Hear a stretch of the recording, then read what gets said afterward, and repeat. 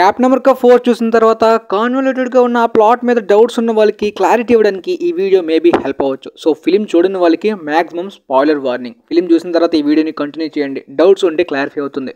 Thunderbolt Ross అమెరికాకి కొత్త president అయిన తర్వాత శామ్ విల్సన్ కి ఒక కొత్త మిషన్ ని అప్పచెప్తాడనమాట. మెక్సికోలో జరుగుతున్న ఒక ఇల్లీగల్ సేల్ ని ఆపమని. ఆ ఇల్లీగల్ సేల్ ఏంటంటే ఒక క్లాసిఫైడ్ ఐటమ్స్ ని దొంగతనం చేసి సర్పెంట్ సొసైటీ అయితే మాత్రం ఒక బయర్ గురించి ఎదురు చూస్తున్నారనమాట. ఆ బయర్ వచ్చేలోపు, ఆ ఇల్లీగల్ సేల్ జరిగేలోపు శామ్ విల్సన్ అక్కడికి వెళ్లి ఆ మిషన్ అయితే మాత్రం పూర్తి చేస్తాడు. ఇంటర్నేషనల్ అఫైర్స్ కి ఆ క్లాసిఫైడ్ ఐటమ్స్ ఎంతో క్రూషియల్ కాబట్టి ఆ క్లాసిఫైడ్ ఐటమ్స్ తోటి థండర్బోల్ట్ రాస్ అయితే మాత్రం వైట్ హౌస్ లోని ఒక బిగ్ మీటింగ్ ని ప్లాన్ చేస్తాడు. మొత్తం ఇంటర్నేషనల్ గా దాని గురించి అనౌన్స్ చేద్దామని చెప్పి. ఇక శామ్ విల్సన్ కొత్త క్యాప్టెన్ అమెరికాగా ఈ మిషన్ ని సక్సెస్ఫుల్ గా కంప్లీట్ చేసినప్పుడు ఈ మిషన్ లో అయితే మాత్రం తన సైడ్ కిక్ గా యుఎస్ ఎయిర్ ఫోర్స్ కి ఫస్ట్ లెఫ్టినెంట్ అయిన వాకెన్ టోరెస్ కూడా తన సైడ్ కిక్ గా పాల్గొంటాడు అనమాట. అతనైతే ఎగ్జాక్ట్ గా ఒకప్పుడు క్యాప్టెన్ అమెరికాకి ఫాల్కన్ ఏ విధంగా సైడ్ కిక్ లో ఉండేవాడు, ఇప్పుడు ఈ కొత్త క్యాప్టెన్ అమెరికా శామ్ విల్సన్ కి ఆ విధమైన సైడ్ కిక్ గా ఉండాలని అనుకుంటాడు అనమాట. కాకపోతే ఇద్దరికి సూపర్ పవర్స్ లేదు కాబట్టి అలాంటి ఆలోచనలు పెట్టుకోవద్దని అంటాడు. కానీ తన ఒక ఫ్రెండ్ లానే ఇద్దరు కలిసి ఐజాయా బ్రాడ్లీ దగ్గరికి ట్రైనింగ్ కి తీసుకువెళ్తాడు Sam Wilson. Isaiah Bradley still Sam Wilson తోటి టచ్ లోనే ఉన్నాడు అనమాట. కాకపోతే తనైతే మాత్రం అదే బాధలో ఉన్నాడు, అన్ని ఇయర్స్ ప్రిజన్ లోని తనని ఉంచేసినందుకు. ప్రతి విషయంలోని థండర్బోల్ట్ రాస్ ని నమ్మొద్దని కూడా చెప్తూ ఉంటాడు అనమాట. అయితే అప్పుడే థండర్బోల్ట్ రాస్ దగ్గర నుండి వైట్ హౌస్ ఇన్విటేషన్ అయితే శామ్ విల్సన్ కి వస్తుంది. కాకపోతే ఈ ఇన్విటేషన్ నేను ఒక్కడనే కాదు, నాతో పాటు ఐజాయా బ్రాడ్లీ కూడా వస్తేనే నేను ఆ వైట్ హౌస్ కి వస్తానని చెప్పి రిక్వెస్ట్ పెడతాడు.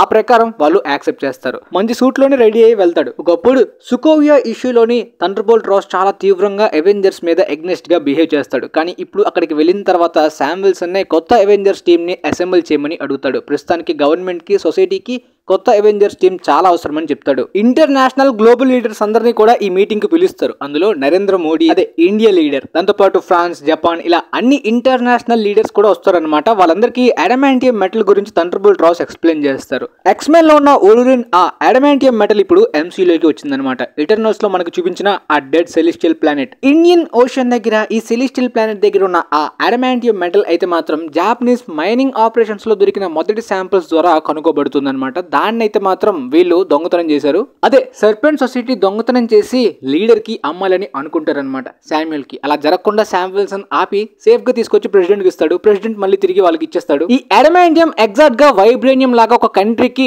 డిఫెన్స్ కి పనికొస్తుంది, షీల్డ్స్ తయారు చేసుకోవడానికి. దాంతో పాటు టెక్నాలజీకి బాగా పనికొస్తుంది, మెడికల్ రిసోర్సెస్ కి కూడా బాగా పనికొస్తుంది. కాబట్టి ఒక కంట్రీ మాత్రమే కాదు, ప్రపంచం అంతా కలిసి యునైటెడ్ గా ఈ అడమాంటియం మైనింగ్ అండ్ డిస్ట్రిబ్యూషన్ లోని పాల్గొవాలని చెప్పి చెప్తారనమాట. వెంటనే అక్కడ రాస్ మీద అటాక్ జరుగుతుంది అనమాట. ఒక సాంగ్ ప్లే అవగానే కొంతమంది మ్యానిపులేట్, హిప్నటైజ్ అవుతారు. ఇందులోని ఐజాయా బ్రాడ్లీ కూడా ఒకరు అనమాట. సో ఐజాయా బ్రాడ్లీ తప్పించుకున్న తర్వాత మొత్తం ఏం జరిగిందో ఆయనకు గుర్తుండదు. సో ఆయన్ని మళ్ళీ ప్రిజన్ లోని బంధిస్తారనమాట. సో అతనైతే తప్పు చేయలేదని భావిస్తాడు. సో ఈ విధంగా హిప్నటైజ్ అయిన వాళ్ళందరినీ కూడా లోపనేస్తారు. ఐజాయా బ్రాడ్లీ అలా ప్రవర్తించడానికి వెనక ఏదో స్ట్రాంగ్ రీజన్ ఉంది, దాని గురించి తెలుసుకోమని శామ్ విల్సన్ రిక్వెస్ట్ పెడితే, నీ ఫ్రెండ్ ఎప్పుడైతే ఇలా ప్రయత్నించాడో మన మధ్య ఉన్న ఆ Avengers captain America deal complete గా క్యాన్సిల్ అయిపోయినట్టే. కాబట్టి దీని మీద నువ్వు ఎలాంటి సజెషన్ నాకు చెప్పలేవు, దాంతోపాటు ఈ ఇష్యూలోని కూడా నువ్వు ఇన్వాల్వ్ అవ్వకూడదు అని చెప్తారు. రాస్ యొక్క సెక్యూరిటీ హెడ్ అయిన రూత్, ఫార్మర్ బ్లాక్ విడో ఇందులో ఇన్వాల్వ్ అవుతారని చెప్తారనమాట. కామిక్ లుక్ ప్రకారం ఆమె సాబ్రాగా ఈ ఫిల్మ్లో మారుతుంది అనుకున్నాను, కానీ అలా ఏం చూపించలేదు ఆమెని. వైట్ హౌస్ లో జరిగిన అటాక్ ని ఆమె రీచెక్ చేస్తే అందులో ప్రతి ఒక్కరూ హిప్నటైజ్ లో ఇన్వాల్వ్ అయినట్టు ఆమెకి కూడా అర్థమవుతుంది.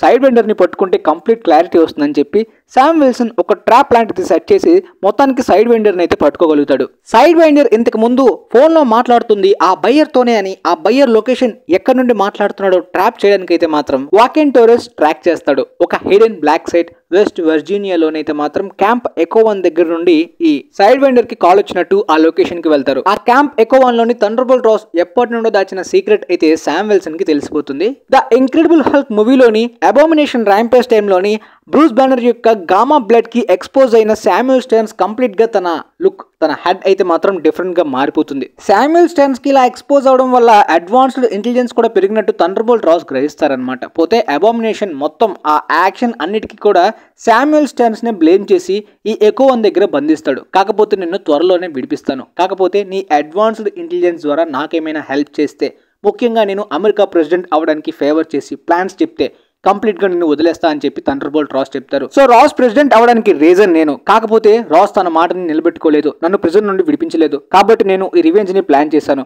ఈ మ్యానిపులేట్ హిప్నోటైజ్ చేయగలిగే సాంగ్ ద్వారానే ఈ అటాక్ని ఇంకా ఫ్యూచర్లో పెద్ద పెద్ద ప్లాన్స్ని కూడా చేయబోతున్నా అని చెప్తాడనమాట. కానీ శామ్ విల్సన్ అయితే అలా చేయడం కరెక్ట్ కాదు, నేను అలా జరగనివ్వను అని చెప్తాడనమాట. సో అక్కడ వాళ్ళిద్దరి మధ్యన అటాక్ జరుగుతుంది.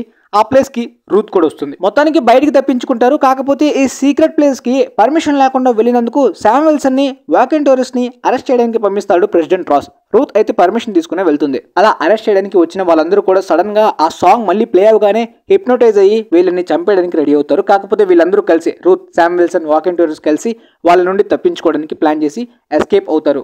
వైట్ హౌస్ లో జరిగిన దాని మీద క్లారిటీ లేదు అండ్ థండర్బోల్ట్ రాస్ మీద డిఫరెంట్ ఎలిగేషన్స్ అనేవి, రూమర్స్ అనేవి రావడం వలన ఇంటర్నేషనల్ లీడర్స్ అందరూ కూడా ఈ అల్మాంటియం మైనింగ్ అండ్ ఇంటర్నేషనల్ డిస్ట్రిబ్యూషన్ నుండి తప్పించుకోవడానికి అంటే తప్పుకోవడానికి ఇందులో ఇన్వాల్వ్ అవ్వకుండా రాస్తో కలిసి పనిచేయడానికి అయితే మాత్రం యాక్సెప్ట్ చేయనట్టు బిహేవ్ చేస్తారు సడన్ గా.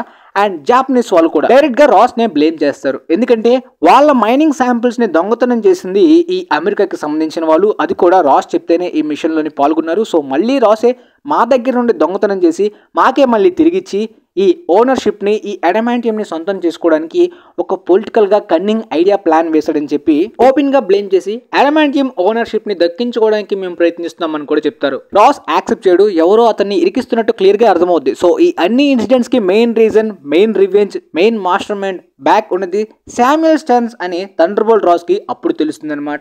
ఇమీడియట్ యాక్షన్ తీసుకోవడానికి మాత్రం ఆలోచిస్తాడు, ఎందుకంటే శామ్యుయల్ ద్వారా తన సీక్రెట్స్ కూడా బయటపడిపోతాయేమో అని చెప్పి. ఇటువైపు ఈ సెలిస్టియల్ ఐలాండ్ దగ్గర ఆ అడమాంటియం ఓనర్షిప్ గురించి జపాన్, అమెరికా రెండు కూడా రేస్ లాగా తలబడతాయి అనమాట. సో అక్కడికి థండర్బోల్ట్ రాస్ వెళ్తారు. సో సేమ్ ప్లేస్ కి Ruth, Sam Wilson and walk-in Torres కూడా వెళ్తారు. అక్కడ ఒక పెద్ద వార్ జరగబోతుంది. శామ్యుయల్ అలా జరగడానికి ప్లాన్ వేసినట్టు దాన్ని ఆపడానికి శామ్ విల్సన్ వెళ్తాడనమాట. ఆల్రెడీ ఇద్దరు అమెరికన్ పైలట్స్ ని హిప్నటైజ్ చేసేస్తాడు. వాళ్ళు ఆల్రెడీ జపాన్ వాళ్ళ మీద అటాక్ చేస్తాడు. సో మొత్తానికి శామ్ విల్సన్ కష్టపడేది ఇంత ఆపేస్తాడు ఒక ఏరియల్ యాక్షన్ సీక్వెన్స్ తోటి.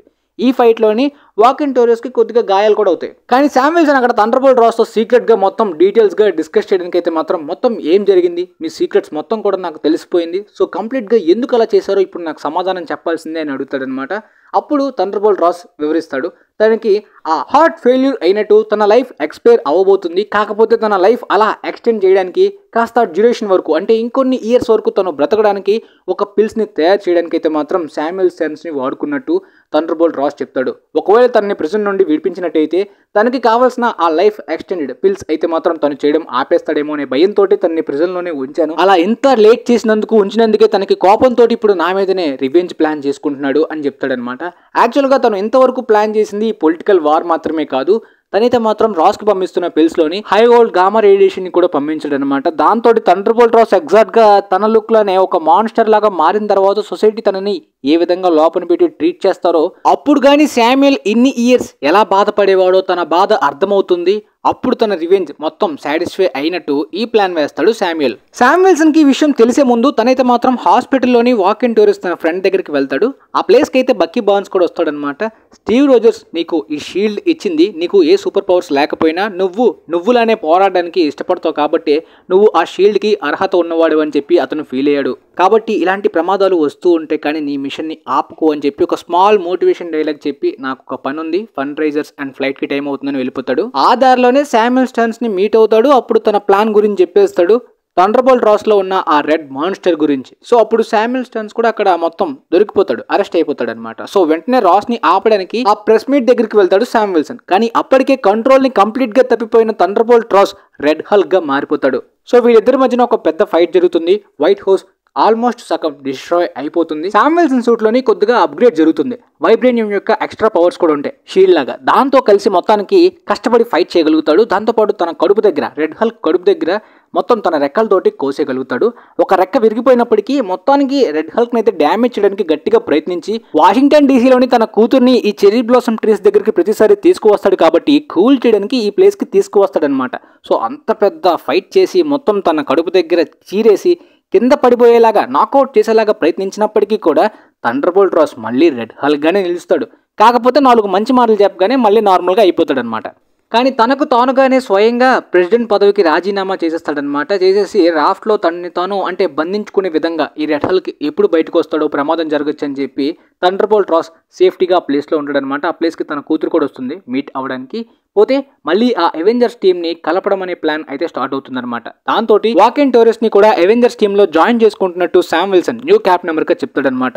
ఆ తర్వాత క్రెడిట్ సీన్స్ లోని ప్రిజన్ లో బంధించబడి ఉన్న శామ్యుల్ స్టర్న్స్ అయితే మాత్రం నువ్వు చాలా కష్టపడి ఈ ప్రమాదాన్ని ఆపగలిగావు. సో మొత్తానికి కొన్ని ప్రమాదాలు అయితే మాత్రం కష్టపడి ఆపగలవు, కాకపోతే అదర్ వరల్డ్స్ నుండి అప్కమింగ్ గా రాబోయే థ్రెట్స్ ని ఏ విధంగా ఆపుతావు? నువ్వే కాదు ఎవరు కూడా ఆ అదర్ వరల్డ్స్ నుండి రాబోయే థ్రెట్స్ ని ఆపలేరు అని చెప్పి శామ్యుల్ స్టర్న్స్ అంటాడు. అదర్ ప్లానెట్ అన్నాడు, అంటే ఏలియన్స్ గురించి అన్నాడు అనమాట. అదర్ వరల్డ్స్ థ్రెట్ అంటే కంప్లీట్ గా మల్టీవర్సల్ వార్ గురించి తనకి క్లియర్ గా తెలిసినట్టు, ఆ ప్రమాదాన్ని నువ్వు ఆపలేవు అన్నట్టు Avengers dooms day secret war hints అయితే మాత్రమే ఇక్కడ శామ్యుల్ స్టర్న్స్ చెప్తాడనమాట. మరి అతనికి దాని గురించి ఎలా తెలిసిందనే దాని గురించి మనకు ప్రస్తుతానికి తెలియదు కాబట్టి అప్కమింగ్ ఫిలిమ్స్లోనే తెలియాలి.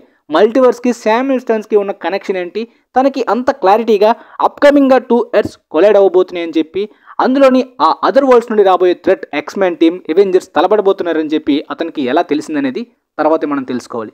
సో అక్కడితో ఫిల్మ్ అయితే ఎండ్ అయిపోయింది. మూవీలో ఉన్న కంప్లీట్ స్టోరీ మీకైతే క్లియర్గా అర్థమైందని నేను అనుకుంటున్నాను. కాకపోతే మూవీలో డిలీట్ చేసిన కొన్ని డిలీటెడ్ సీన్స్ గురించి, రిమైనింగ్ ఒరిజినల్ స్క్రిప్ట్ చాలా ఎక్స్ట్రా డీటెయిల్స్ ఉన్నాయన్నమాట. వాటి గురించి కూడా తర్వాత క్లియర్గా చేస్తా. సో వీలైతే ఈ వీడియోని మీ ఫ్రెండ్స్లో ఉన్న వాళ్ళకి, ఏమైనా డౌట్స్ ఉన్న వాళ్ళకి కూడా షేర్ చేయండి. మేబీ వాళ్ళకి కూడా యూజ్ అవ్వచ్చని అనుకుంటున్నాను. And thanks for watching guys.